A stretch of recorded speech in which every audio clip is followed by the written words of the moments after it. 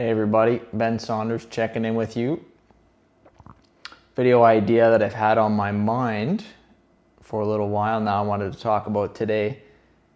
And it is about the downsides or pitfalls of isolation and why it is so dangerous. So back in 2020, we had the old pandemic, and here in Canada we locked down pretty quick. And I was overseas, over country, working on the other side of the country in British Columbia, and I stayed there for a while, rode it out for a little while, but then eventually I just came home back to Ontario, and we proceeded to be in lockdown for a while. And I noticed my habits ever since then have kind of stayed similar to how they were during the lockdown. So I've spent a lot of time by myself. I don't go out as much as I used to. I don't mingle as much as I used to.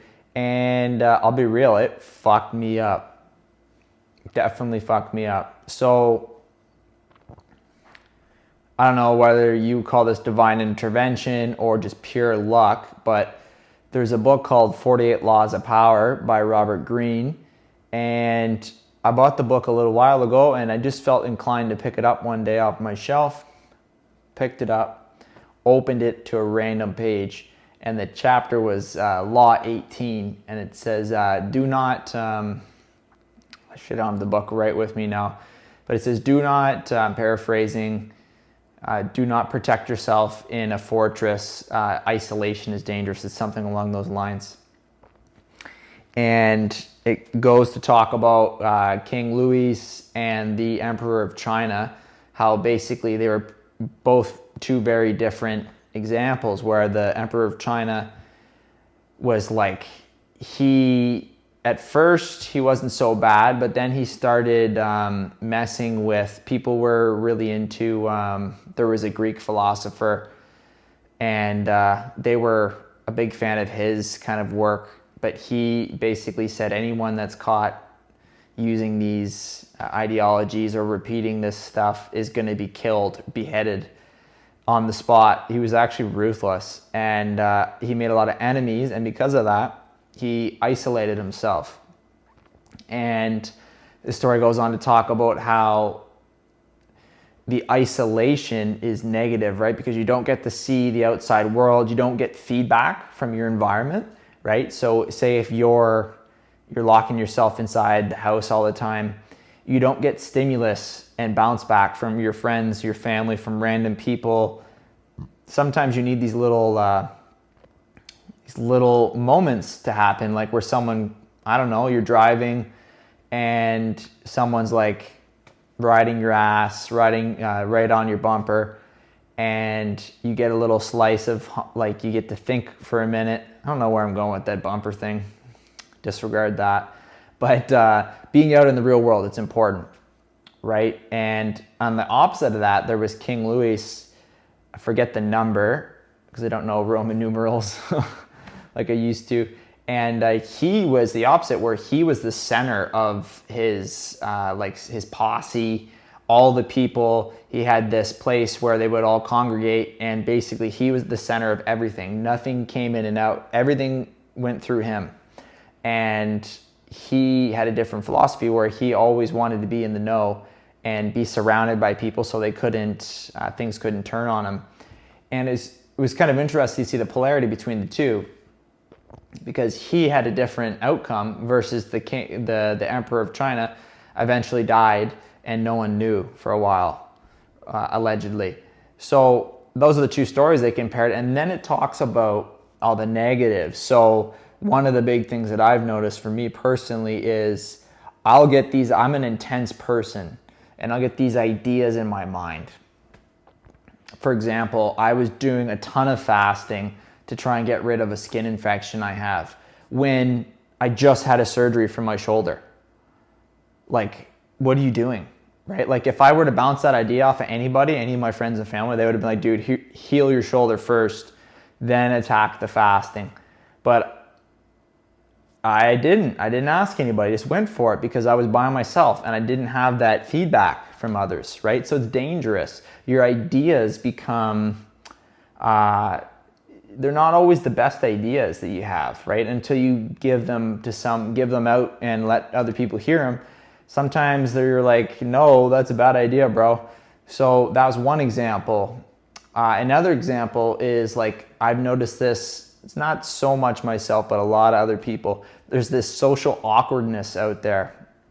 Like, for example, I was walking last night and down the sidewalk outside, and this guy beside me was walking ahead of me. And every single time someone was coming towards both of us, he would go to the other side of the road. He crossed the road like 6 times. It's ridiculous. Like just afraid to have eye contact with someone in passing. Like unreal. And like I've always had that anxiety where I'm just like, oh, who's this person going to be? What are they going to say? Or what, there's this weird anxiety we have when someone's approaching us. And until we cross, there's like, oh, you're thinking, and most people just look down. I always just kind of look at them when we're passing, smile, say hello if their eyes are up. But there's this social awkwardness, and the more you lock yourself in, the harder it is to get out of that, right? And I noticed this I'm in the clear now, but a few months back marked the end of some really poor eating for me. About 6 to 8 months of just eating terrible foods off and on. And it snowballed into like me eating like donuts and pizza and ice cream like once or twice a week. But then it was just like every other day. It was getting bad. I put on a bunch of weight. My skin was shit. I'm pretty sure that's how I got that skin infection. It wasn't good. And I was just like isolating myself. So my friends weren't seeing it. Family wasn't seeing it. So that's the dangers of this. You can't guys, if you're taking anything from this message, it's don't lock yourself in your house. Even when things aren't going good, that's all the more, that's when you need to go out into the public and go out and mingle with your friends and family, because they're going to see you and they're going to pick you up and they're going to lift you up. It's really important, because if you isolate, your habits grow, your demons grow, your vices get a stronger hold on you. It's really fucking dangerous. And it's only really dawning on me now how important it is to be social. Like, duh, like of course we know this, but do we really do it? And I think the pandemic forced a lot of us into a different habit pattern that's not conducive to health, right?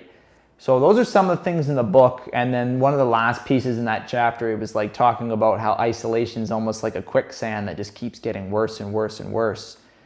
And yeah, it's just dangerous, right? It's just so bad for us. And I don't know, I just wanted to share that with you guys. So if you find yourself, I'm having to reintegrate, it sounds funny, into society. Like it takes some time to rewire a habit pattern, right? So I'm doing a meditation course on the weekends. I'm trying to spend some time with my relatives here where I live that aren't my brothers, sisters kind of thing, my aunts, uncles. They live, and cousins, they live close to me, so I'll spend time with them as well. And just trying to be more social with friends, work friends, and communicate with my friends that are within driving distance. So it's really important, guys. Just get out of your comfort zone, go for walks, go outside, talk to a stranger. And this is also something that is really good to do, is check on your people. Like really check on your people, your friends. If you haven't heard from a friend for a while, check on them. It could make all the difference for them, for you. And it's just, we need each other. Especially right now, times are a little bit crazy. In the States, you got this election coming up. Who knows what's going to happen? And in Canada, oh God, there's all kinds of shit. I'm not saying it's a bad place to live or the world's crazy. I think there's plenty of beautiful things going on. But that was on my mind today, guys. I wanted to drop that with you. Do not isolate yourself. Get out there, mingle, and express yourself in the world. Get out there and see people and enjoy life. Don't lock yourself inside. It's not healthy.